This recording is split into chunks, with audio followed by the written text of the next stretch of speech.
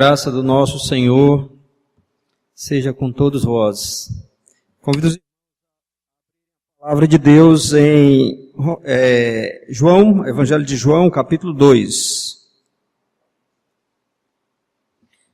Evangelho de João, capítulo 2.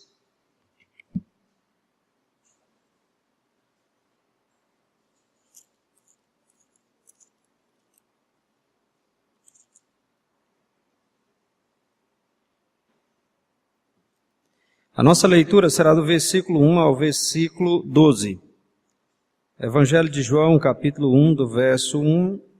Evangelho de João, capítulo 2, do verso 1 ao verso 12. Vamos orar, vamos pedir o favor do Senhor. Eterno e bondoso Deus, nosso amado Pai, nós rendemos graças ao Senhor pela Tua palavra que é viva e eficaz. Rendemos graças ao Senhor porque temos o privilégio de, ó Deus, juntos nos apresentar diante do Senhor para bendizer o Teu nome e aprendermos do Senhor mediante a Tua palavra. Para isso, ó Deus, auxilia-nos com Teu Santo Espírito, nos ilumina, dispõe o nosso coração, ó Deus, e ilumine a nossa mente, de maneira que possamos compreender a palavra do Senhor corretamente, que venhamos crer na Tua palavra e venhamos ser transformados por meio da palavra do Senhor.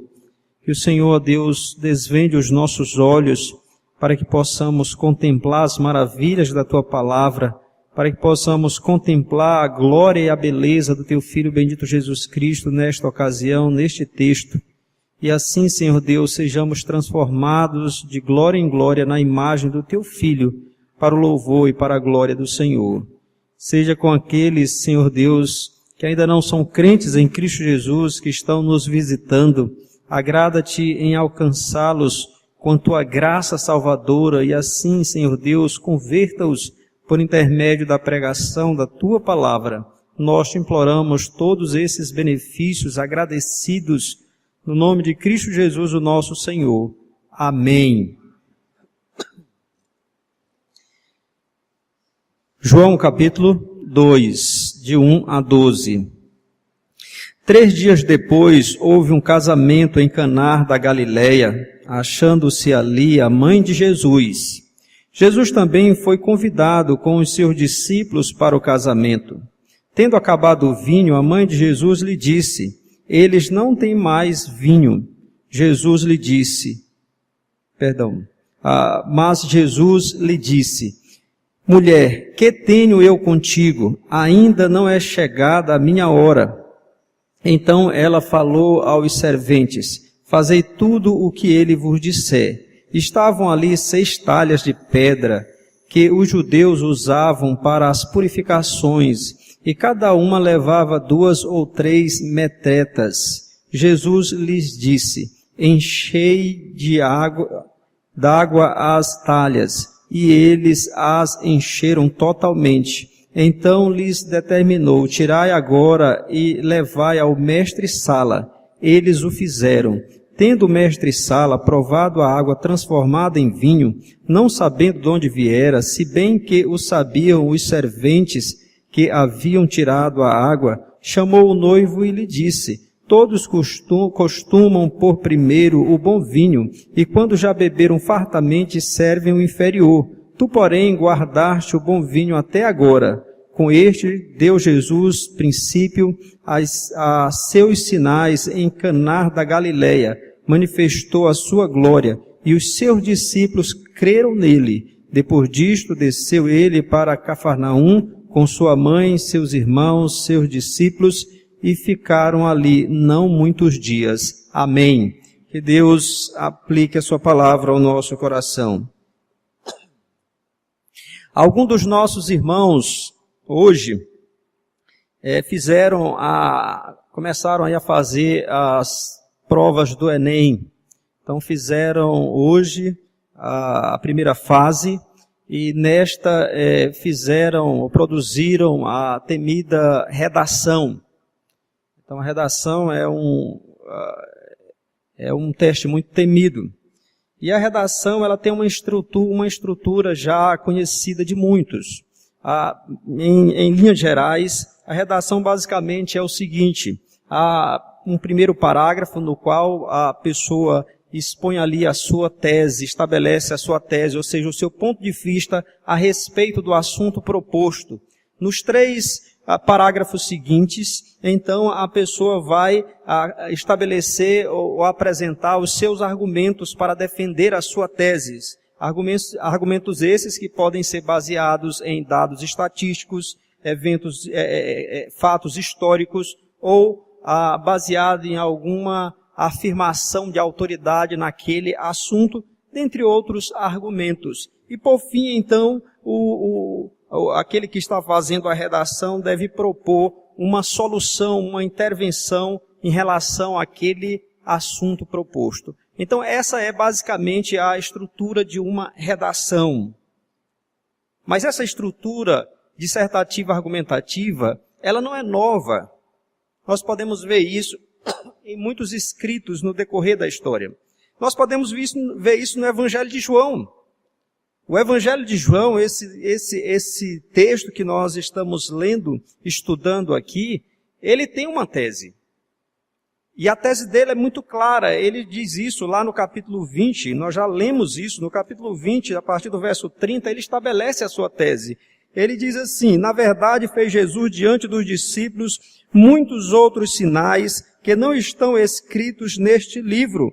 Estes, porém, foram registrados para que creiais que Jesus é o Cristo, o Filho de Deus, e para que, crendo, tenhais vida em seu nome. Então, a tese do apóstolo João é que Jesus, aquele que nasceu em Belém, foi criado em Nazaré, é o Messias, é o Filho de Deus, é o Salvador, é aquele por meio de quem nós, pecadores, podemos ter vida. Essa é a tese. E ele, no decorrer do seu evangelho, ele apresenta vários argumentos de autoridade, como de João Batista, do próprio Deus falando a respeito do seu filho. E ele vai apresentando vários argumentos. E talvez os principais argumentos que ele use aqui neste evangelho são aquilo que ele chama de sinais, que são os milagres que Jesus realizou. E vejam que ele diz que ele não registrou todos, ele registrou alguns.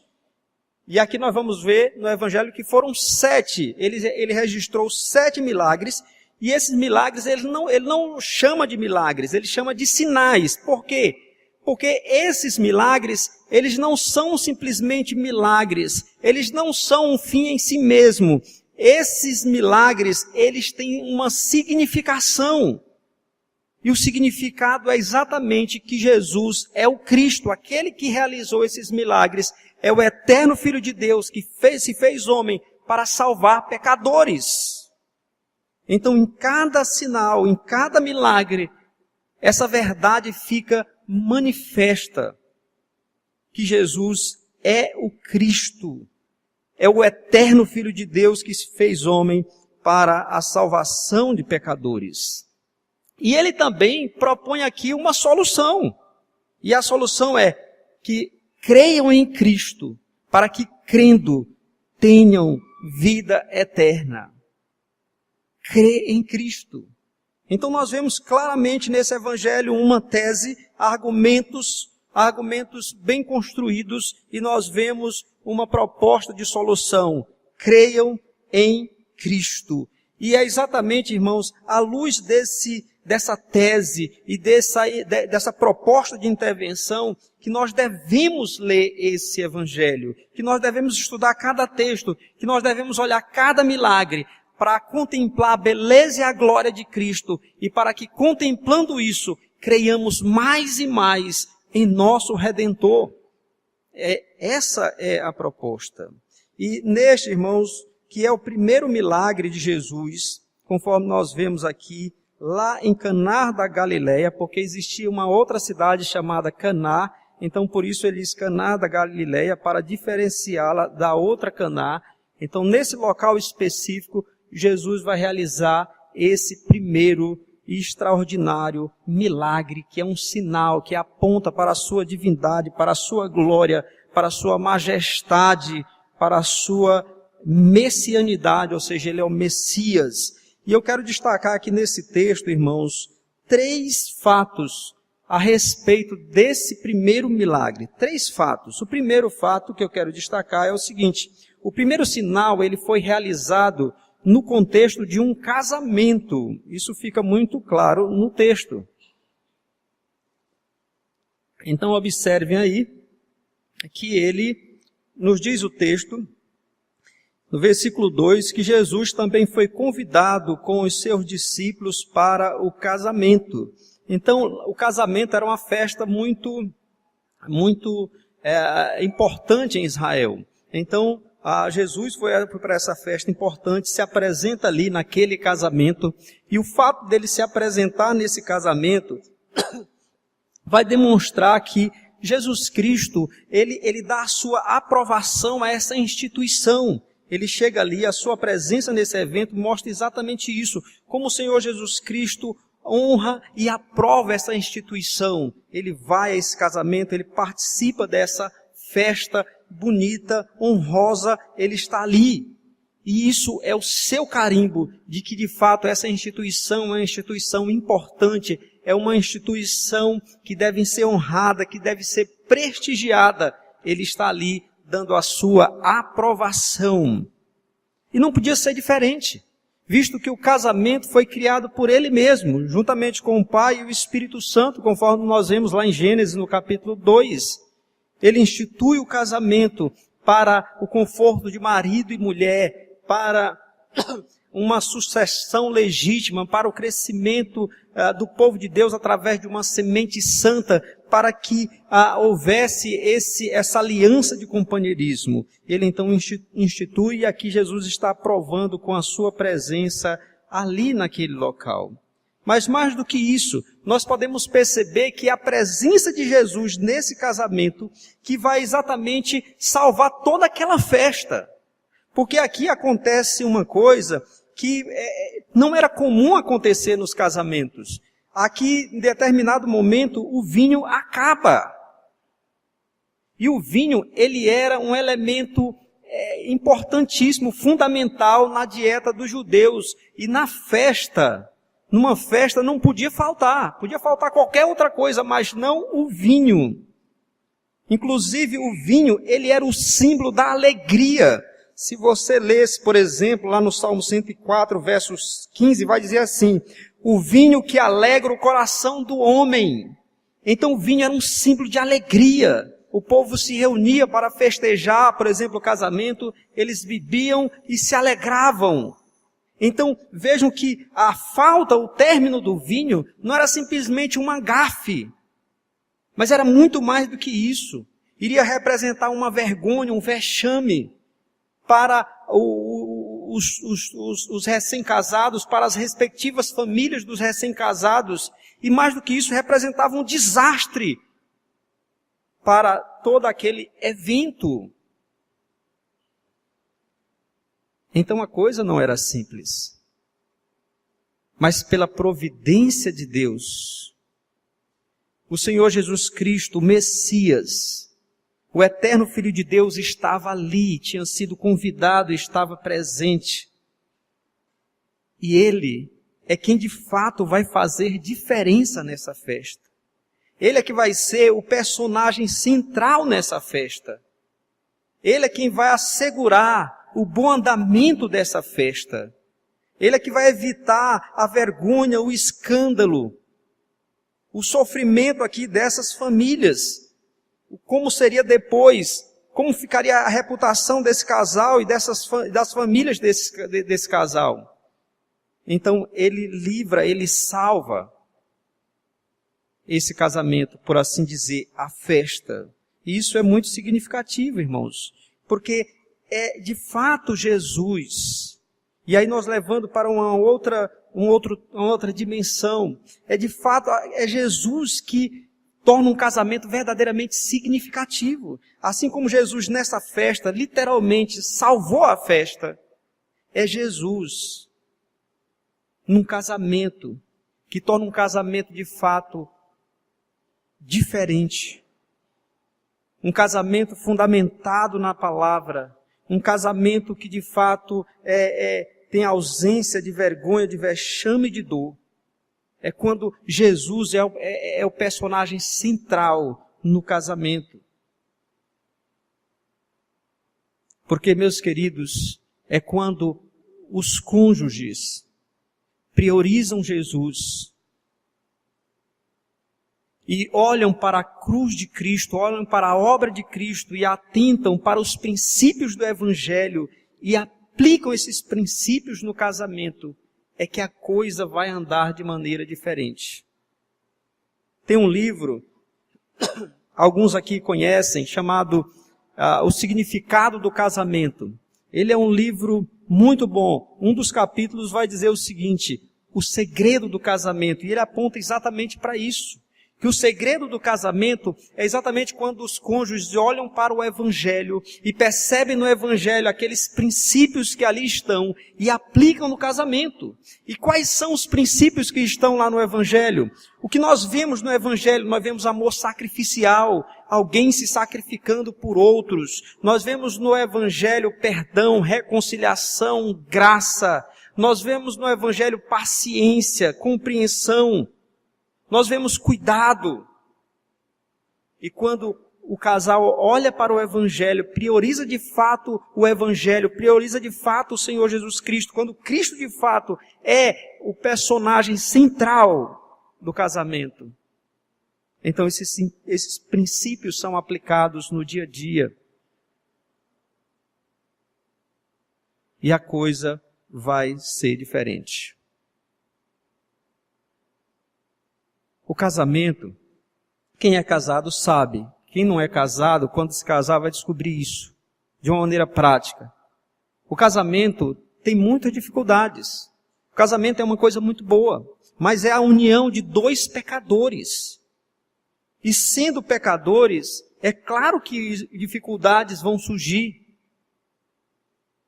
Mas é quando de fato Cristo está presente. Quando de fato Cristo é priorizado no casamento, é que de fato nós temos o poder e a sabedoria para lidar com os problemas, com as dificuldades, com as adversidades. Quando nós aplicamos esses princípios. Então Cristo é que faz a diferença, assim como Ele fez a diferença nessa festa. Ele também faz a diferença no casamento no qual Ele se faz presente.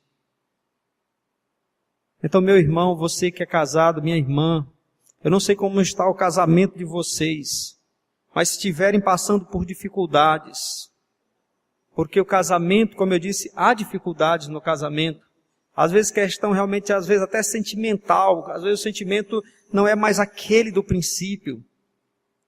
Às vezes, um casamento que já está marcado por ranhuras, por feridas. Mas quero dizer para vocês, é em Cristo, é Cristo que pode solucionar. Aqui ele solucionou um problema gravíssimo, numa festa, é claro. Mas ele também é aquele que soluciona os problemas no relacionamento. Quando nós nos voltamos para Ele, e procuramos observar os princípios do seu Evangelho, quando nós, na sua mediação, buscamos a Deus. Então, se você está passando por dificuldades no casamento, busque a Jesus. Olhe para o Evangelho, aplique os princípios do Evangelho, torne Cristo de fato central. Não busque satisfazer os seus desejos, as suas vontades, mas busque fazer a vontade de Cristo. E a coisa vai andar de maneira diferente. Então esse, meus irmãos, é o primeiro ponto. Essa é a primeira questão aqui. E vocês que são solteiros, desde já, orem por isso. Orem, aqueles que são solteiros, é claro, se não tem o dom do celibato, devem pedir a Deus o casamento. Mas desde já peçam também a Deus que Cristo seja central, que vocês nunca se esqueçam que Cristo deve estar presente constantemente no casamento de vocês, para que de fato o casamento de vocês seja um casamento segundo as Escrituras e para o louvor do nosso Deus. Bem, irmãos, observem, é interessante que ele vai começar, o Senhor Jesus Cristo, ele vai começar o seu ministério em termos de milagres, num casamento. Ele principia a história dos milagres numa festa de casamento. E quando nós vamos estudando as Escrituras, nós vamos descobrir que ele vai encerrar a história com uma festa de casamento, as bodas do Cordeiro, que é o casamento de Cristo com a sua igreja. Então isso é muito interessante. Bem, queridos, vamos para o nosso segundo fato. O primeiro fato é que o milagre foi realizado primeiro numa festa de casamento. O segundo fato que quero destacar aqui é que esse primeiro sinal ele foi realizado não segundo a agenda humana, mas conforme o propósito de Deus. O segundo fato. Não foi realizado segundo a agenda humana, mas segundo o propósito de Deus. Vamos ver aqui no texto. Observem que no texto, o vinho, como nós já falamos, o vinho acaba. A partir do versículo 3. Tendo acabado o vinho, a mãe de Jesus lhe disse: eles não têm mais vinho. Mas Jesus lhe disse: mulher, que tenho eu contigo? Ainda não é chegada a minha hora. Então, aqui o que acontece? O vinho acaba. É provável que Maria, muitos estudiosos entendem que Maria tinha alguma responsabilidade ali na festa, porque quando o vinho acaba, ela já vai falar com o Senhor Jesus Cristo. Ela não pede de forma direta, ela faz um comentário, mas aqui, é claro, está um pedido implícito. Ela diz, eles não têm mais vinho. Então era um desastre aquilo ali, não tem mais vinho. E aí Jesus diz aqui umas palavras que parece na nossa língua algo muito grosseiro, porque ele diz assim: mulher, que tenho eu contigo? Ainda não é chegada a minha hora. Então isso parece que ele foi muito rude, parece que ele foi muito duro com Maria. Mas na língua grega não tem essa ideia de dureza. Tem, é claro, uma repreensão. A repreensão está presente aqui, mas não de forma dura. A palavra grega traduzida por mulher, ela não tem um correspondente ideal brasileiro. Não existe nenhuma palavra no português que corresponda de maneira ideal à palavra que é traduzida aqui por mulher. Então muitos estudiosos vão dizer que podia ser minha senhora ou senhora, alguma coisa nesse sentido. Mas não essa ideia de mulher. Não, seria de mais ou menos minha senhora, mulher, dona, alguma coisa assim. Então seria uma palavra mais, digamos assim, mais respeitosa. Mas o fato é que tem uma repreensão. Porque ele diz assim: que tenho eu contigo? E essa expressão você pode ver na Bíblia em muitos lugares. Que tenho eu contigo? Você pode ver tanto no Velho Testamento quanto no Novo Testamento. E ela é usada em duas ocasiões. Quando a pessoa não quer nada com a outra, não quer nenhum envolvimento, e a pessoa então diz: que tenho eu contigo? Então, não temos nenhuma relação. A outra maneira em que essa frase, ou em outro contexto no qual essa frase é usada, é quando você rejeita uma intervenção que não convém, inoportuna. Esse é o caso aqui. Esse é o caso. Então, quando se considera que alguém faz uma intervenção que não é oportuna, que não convém, então se pode dizer: que tenho eu contigo? Ou seja, isso está fora de contexto. Isso não pode ser usado. E aqui, no caso, foi o que acontece. Maria sabia que Jesus não era o seu filho ali não era simplesmente um homem. Quando o anjo foi falar para Maria que ela ficaria grávida, vocês devem lembrar, lá em Lucas capítulo 1, o anjo vai dizer como era que iria acontecer. O Espírito viria sobre ela, que seria filho de Deus, que ela ficaria grávida do Espírito Santo, e que aquele ali seria o Messias, ele iria sentar-se no trono de Davi. Depois, quando ela visita, no mesmo capítulo 1, conforme o capítulo 1 de Lucas, ela visita a Isabel, que é a mãe de João Batista. Quando ela vai visitar a Isabel, cheia do Espírito Santo, diz: quem sou eu para que venha até a minha mãe do meu Senhor? Então ela entende que Jesus não era simplesmente um homem. Era muito mais do que isso.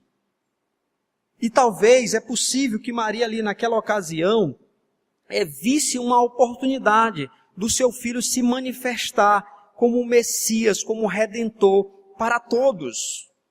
É bem provável que essa tenha sido a intenção de Maria. Mas Jesus diz para ela exatamente: que tenho eu contigo? E por que ele diz isso? Por que ele considera essa intervenção inoportuna? O texto nos diz, ele mesmo diz, versículo 4, ainda não é chegada a minha hora. Ainda não havia chegado a hora em que Jesus Cristo iria se manifestar de fato como Messias para todas as pessoas. Isso vai acontecer só lá em Jerusalém, quando ele vai ser crucificado, quando ele vai ressuscitar dentre os mortos. A hora ainda não tinha chegado. Então, Maria, não podia acontecer conforme Maria desejava. Porque esse não era o propósito de Deus, isso não era a agenda divina. Jesus deixa claro para Maria isso, que ele vai andar, o seu ministério, a sua vida, não está sujeita mais a Maria. Mas a sua agenda é uma agenda que está sujeita ao decreto de Deus, aquilo que Deus havia determinado para ele realizar. Então é isso que Jesus está querendo deixar claro. Outra coisa que nós devemos entender é que Jesus, ele não era simplesmente filho de Maria, mas ele também era Deus, Senhor e Salvador de Maria. E serão exatamente essas relações que vão permanecer depois da sua morte e ressurreição. E ela precisava entender isso. Entender que ele está sujeito à agenda do Pai. Ele vai para o Pai. E essa relação de mãe e filho, então tem que se desfazer, ou pelo menos se distanciar. E isso aconteceu várias vezes. Quando Jesus, certa vez, estava ensinando e disseram: teus irmãos, tua mãe estão lá fora te chamando. Jesus disse: quem é minha mãe? Quem são meus irmãos? E ele, olhando para as pessoas que estavam ali, disse: minha mãe e meus irmãos são todos aqueles que fazem a vontade do meu Pai. Jesus está mostrando essa verdade. Tudo está sujeito à agenda divina, ao decreto divino, à missão que ele veio realizar. Ele mesmo disse: eu estou aqui para fazer a vontade do Pai. E ele já deu indício, já tinha dado indícios disso, quando ele ainda adolescente estava lá no templo discutindo conforme nós vemos no capítulo 2 de Lucas, estava discutindo com os doutores da lei, e aí os pais dele voltaram para casa depois de um tempo, foi que eles perceberam que Jesus não estava ali, voltaram, quando eles chegaram, Jesus estava discutindo com os doutores da lei. E eles então disseram: meu filho, por que você fez isso conosco? Por que você não voltou conosco? Por que você ficou aqui? Ele disse: a senhora não sabia que me convinha estar na casa de meu pai? Então vejam que ele já dava, mesmo adolescente, ele já estava consciente de que tinha uma agenda que ele iria cumprir. E agora ele manifesta isso de forma clara. Ele não está sujeito mais à agenda de Maria, mas à agenda do Pai. Agora, irmãos, ainda resta uma dúvida, é claro. Então, por que ele realizou esse milagre? Porque ele termina realizando. Mas vejam que ele realiza esse milagre. O propósito é manifestar a sua glória, mas não para todos. Quem vê a glória de Cristo? Os seus discípulos. E creem nele. Então é provável que Maria estivesse esperando uma coisa grande para todos. Mas quem percebe a glória de Cristo? E para quem ele se manifesta, conforme nos diz aí o versículo 11, é para os seus discípulos, diz que ele manifestou a sua glória e os seus discípulos creram nele. Então ele faz sim um milagre, mas não conforme Maria almejava, faz conforme aquilo que era propósito de Deus, que era fortalecer a fé dos seus discípulos que estão principiando na sua caminhada cristã. Então, isso nos ensina algumas coisas, irmãos. Nos ensina o quê? Primeiro, isso nos ensina que que nós não podemos mudar os propósitos de Deus. Nós não podemos mudar os decretos de Deus. Isso é fundamental. Nós vivemos num período em que nossa sociedade é tomada por uma teologia maldita, a teologia da prosperidade, que faz do homem senhor de Deus, como se nós pudéssemos, pelas nossas orações, mover Deus para um lado e para o outro, obrigar a Deus a fazer aquilo que nós queremos. E isso está completamente errado. Essa teologia maldita chega ao absurdo de como se as pessoas que creem nisso pudessem colocar Deus contra a parede. E essas pessoas dizem, Deus, eu não aceito isso. Eu não aceito. Eu ordeno, eu determino. Isso é o cúmulo do absurdo. Nós não podemos coisa nenhuma. Nossas orações não mudam uma vírgula dos planos eternos de Deus. Aquilo que Deus decretou na eternidade vai acontecer exatamente como Ele determinou. E Ele não vai mudar uma vírgula sequer. Jó reconheceu isso e disse lá no capítulo 42, eu sei que os teus propósitos, eu sei que os teus planos, nenhum dos teus planos pode ser frustrado. Mas aqui surge uma dúvida. Então por que devemos orar? Se nós não mudamos os planos de Deus. Nós devemos orar, irmãos, primeiro porque é uma ordem para nós. A Bíblia ordena que devemos orar. Nós devemos orar porque a oração é um meio pelo qual nós cultivamos comunhão com Deus, nós falamos com o nosso Pai Celestial, nós abrimos o nosso coração e nos derramamos diante dEle. Então é comunhão com Deus. Nós devemos orar porque muitas vezes Deus usa as nossas orações como meios para cumprir os seus propósitos, os seus decretos eternos na nossa vida e na vida de outros. Por isso o apóstolo João diz que a confiança que nós temos para com Ele é esta, que se nós pedirmos alguma coisa segundo a sua vontade, Ele nos ouve. E aí ouvir no sentido de atender-nos.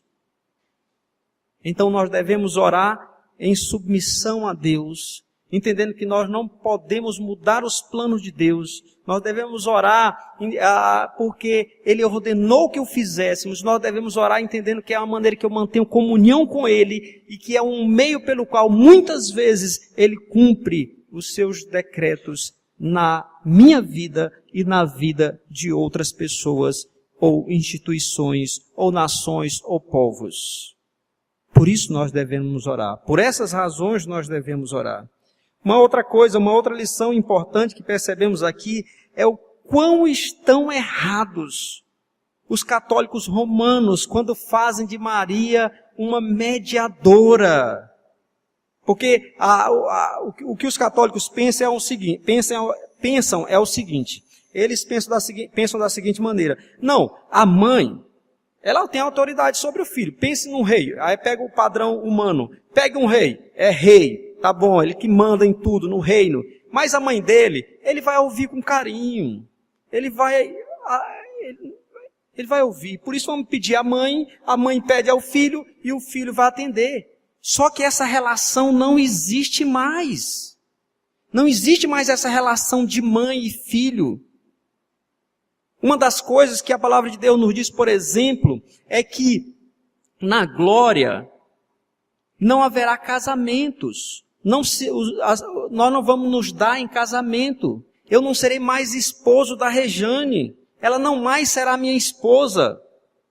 Eu não serei mais pai do Samuel e o Samuel meu filho. Nós seremos todos irmãos e teremos um único pai.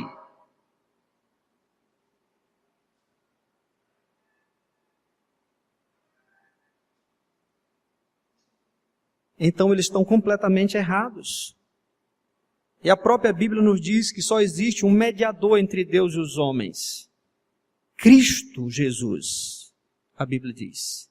Ela não diz que existe um mediador entre os homens e Cristo. Ela diz que existe um mediador entre Deus e os homens, e esse mediador é Cristo.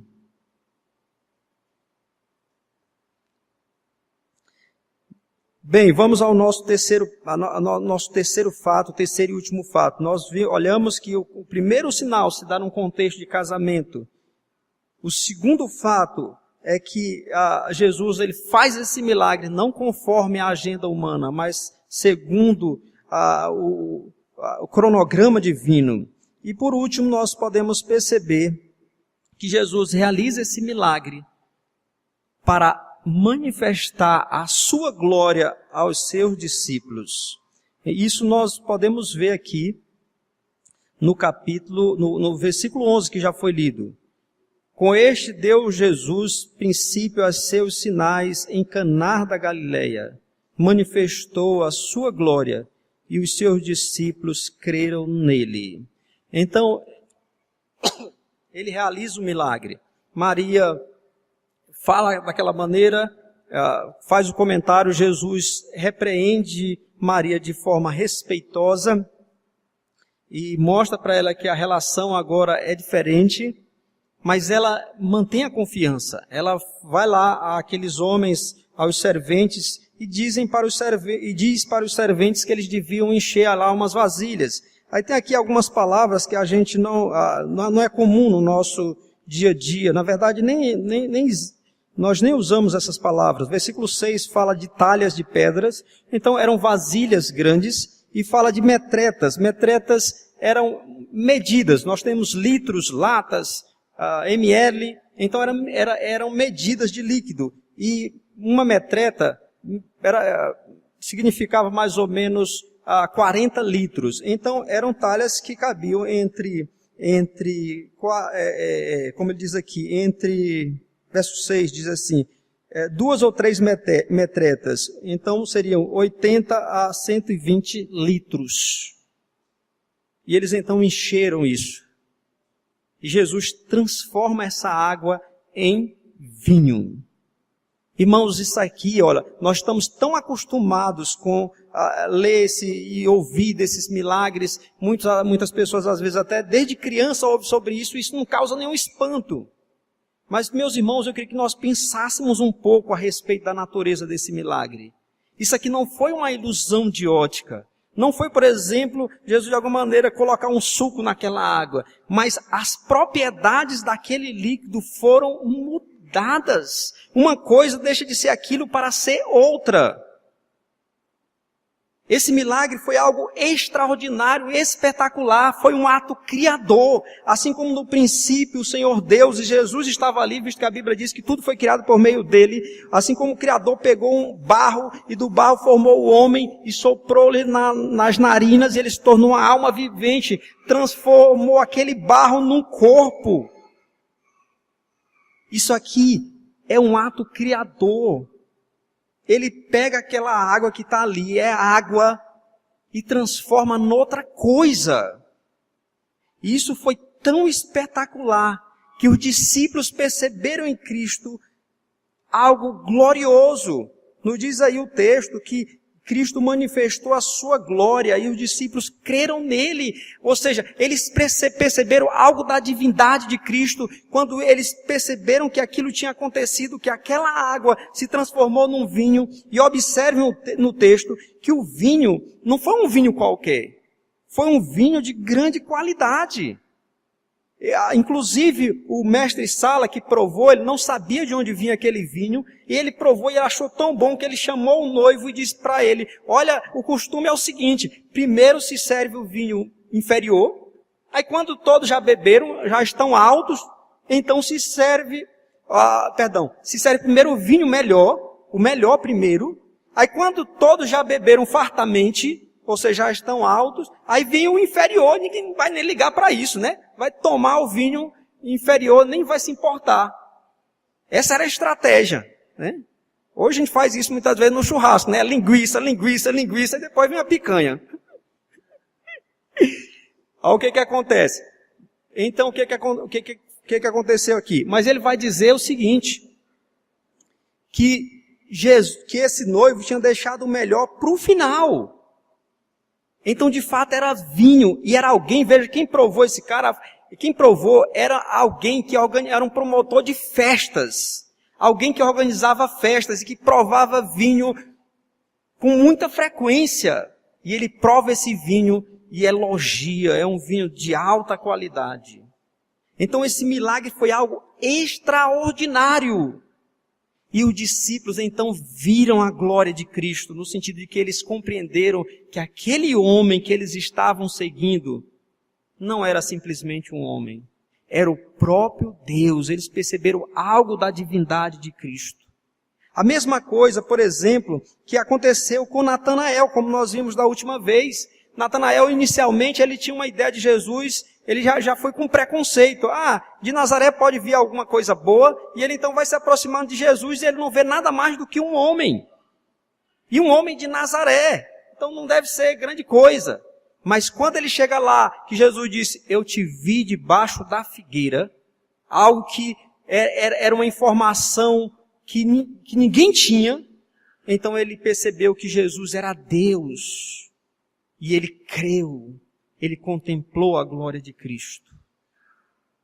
E contemplar a glória de Cristo é exatamente isso, irmãos. Vejam que eles não viram nenhum brilho, porque a palavra glória pode ser usada no sentido de ver o brilho.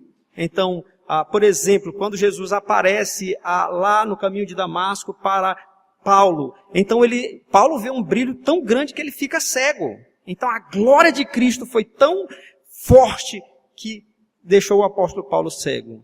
Quando a Shekinah de Deus se manifestou lá no tabernáculo, a glória se manifestou. Mas também glória significa majestade, a beleza. E foi isso que eles viram. E o resultado disso, sabe o que é, irmãos? Quando nós percebemos, quando nós vemos a glória de Cristo, o resultado é fé. Eles creram. O resultado é santificação. Se você ler lá no capítulo 3 da segunda carta de Paulo aos Coríntios, ele vai dizer que de glória em glória nós somos transformados na imagem de Deus. Quando nós percebemos, conhecemos mais sobre Cristo, nós então entendemos quem Ele é. Isso transforma a nossa vida.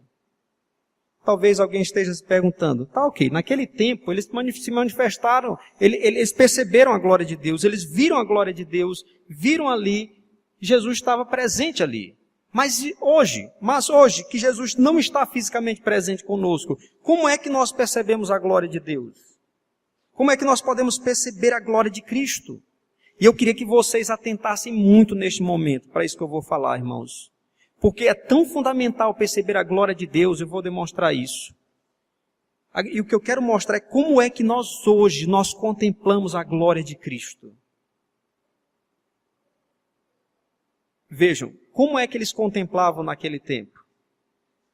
Eles, em alguma obra que Jesus fazia, ou em algo que Jesus dizia, o Espírito Santo iluminava e eles percebiam algo da divindade do Senhor.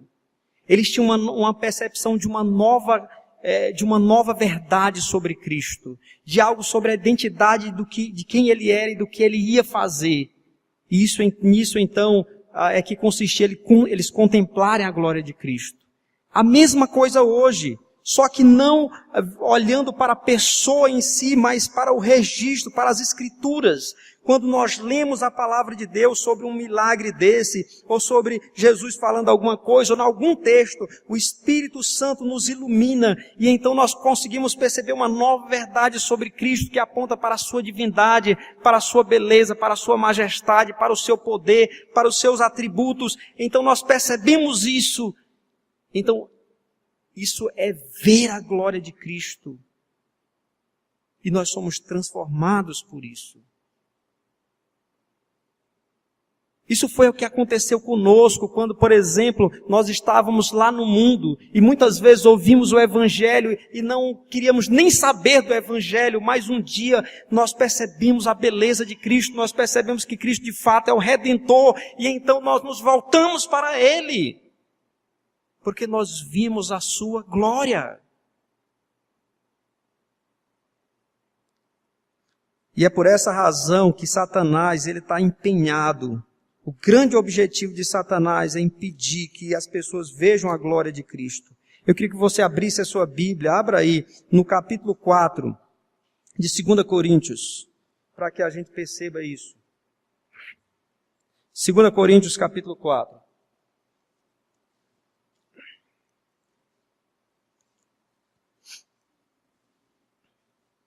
Segunda Coríntios capítulo 4.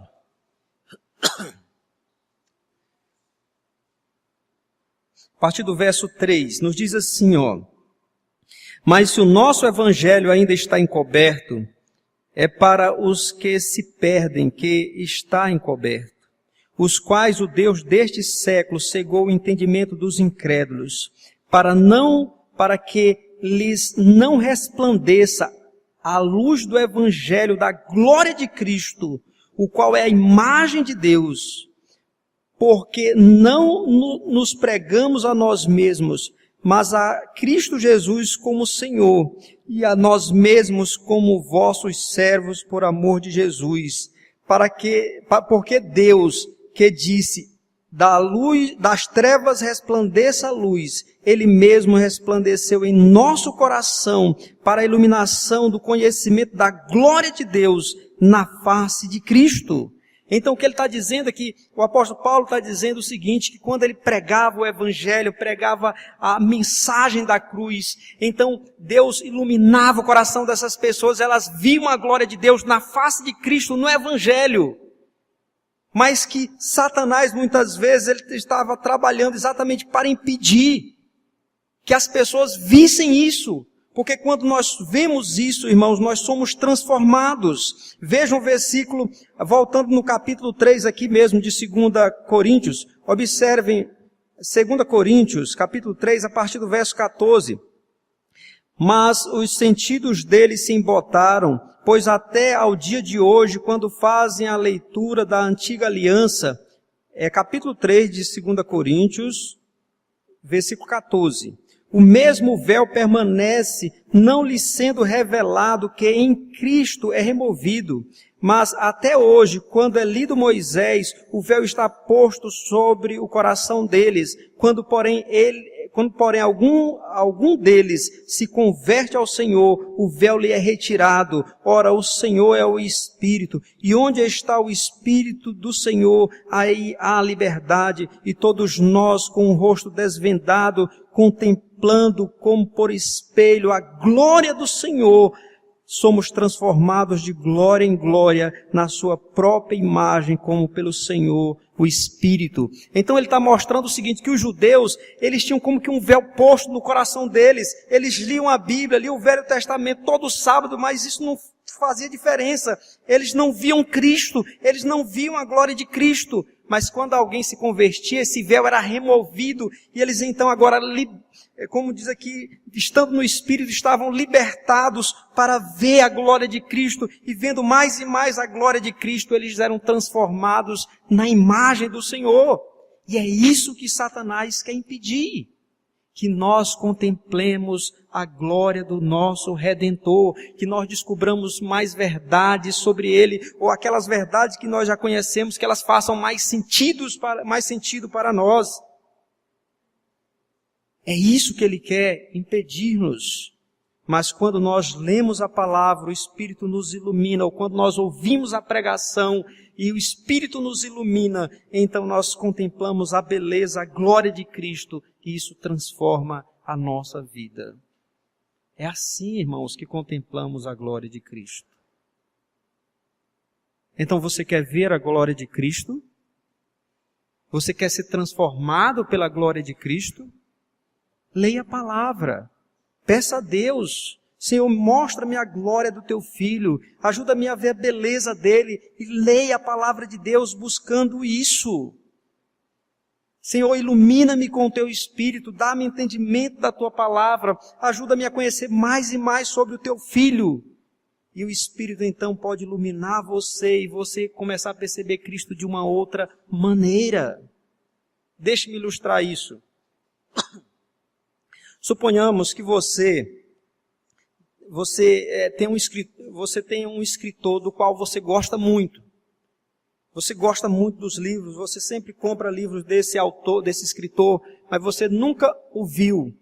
Nos seus livros não vem na orelha lá do livro, não vem a foto dele. Você nunca o viu.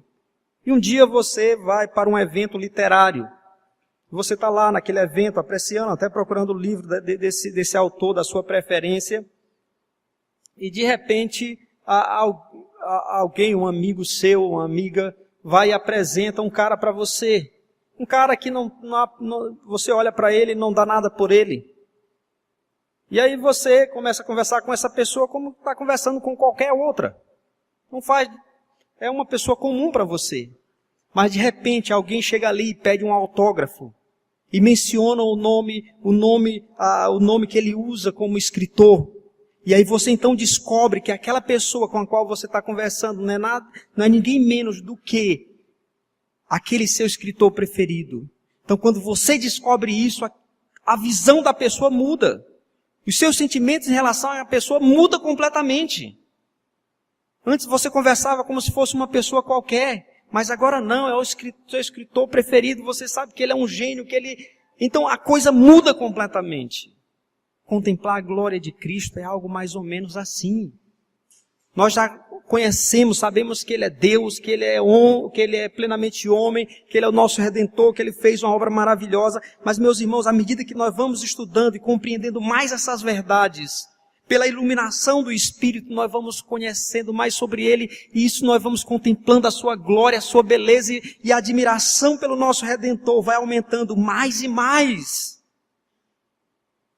Então, se você quer ver a glória de Cristo, leia mais as Escrituras.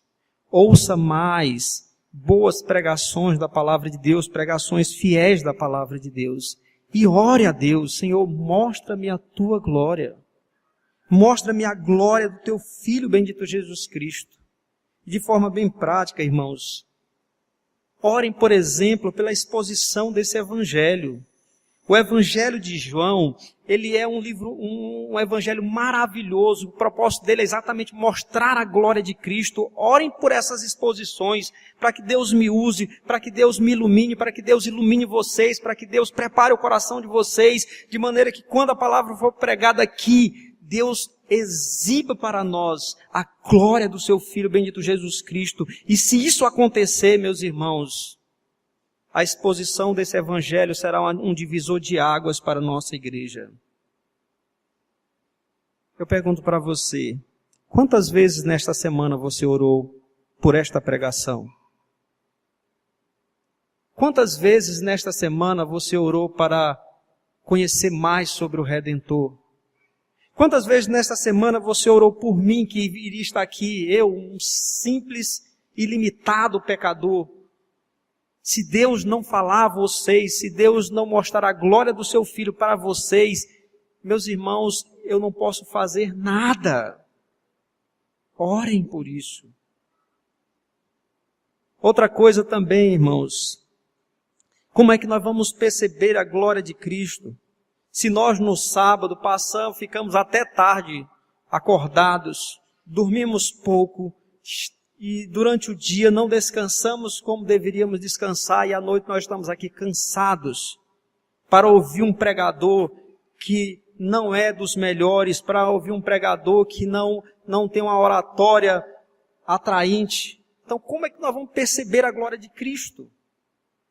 Então se preparem, descansem, orem, para que vocês estejam aqui para ouvir com atenção a mensagem do Evangelho, para que vocês busquem ver a glória de Cristo através da sua palavra.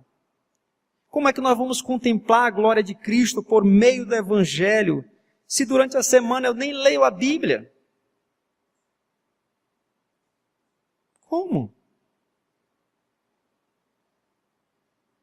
Porque a única maneira que nós temos, irmãos, de contemplar a glória de Cristo, como nós vimos aqui no capítulo 4 de 2 Coríntios, é por meio do Evangelho. Então, meus queridos, leiam a palavra, estudem a palavra de Deus, orem a Deus, ouçam pregações fiéis e se preparem para isso. E quero lhes dizer, irmãos, É maravilhoso contemplar. E se você é um verdadeiro crente, você já contemplou a glória de Cristo. Não é maravilhoso ser um crente?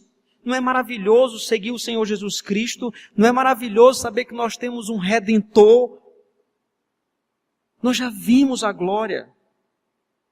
Mas nós precisamos ver constantemente ou frequentemente. E hoje essa glória já é maravilhosa de ser contemplada. Mas chegará um dia, irmãos, que não vai ser simplesmente assim. Chegará um dia que nós vamos contemplar face a face a glória do nosso Redentor.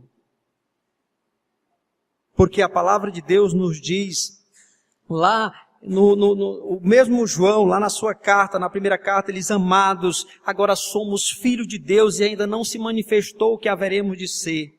Sabemos que quando ele se manifestar, seremos semelhantes a ele, porque havemos de vê-lo como ele é. Hoje é através do Evangelho que nós contemplamos a glória. Mas naquele dia, quando ele voltar, vocês vão contemplar, nós vamos contemplar a glória de Cristo, olhando para ele assim como vocês estão olhando para mim. Nós vamos olhar para ele e ver a beleza, a glória, a majestade do nosso Redentor. E o que acontece hoje já é, meus queridos, um antecipar disso,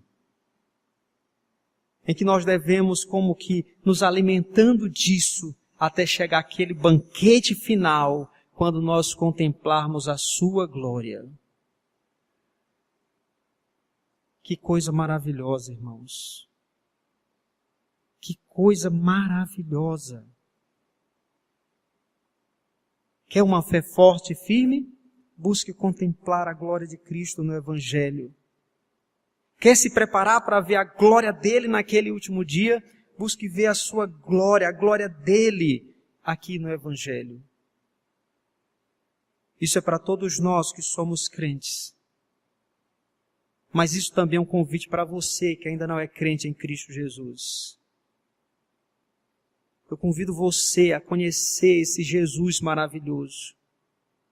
Talvez para você Cristo não foi simplesmente um grande profeta, foi um grande mestre, alguém que dividiu a história. Mas eu quero dizer para você que ele é muito mais do que isso. E você pode descobri-lo pela iluminação do Espírito. Busque fazer isso. Creia nele. E você então será salvo. Que Deus nos ajude a contemplarmos mais e mais a glória do seu Filho bendito, o nosso Senhor Jesus Cristo.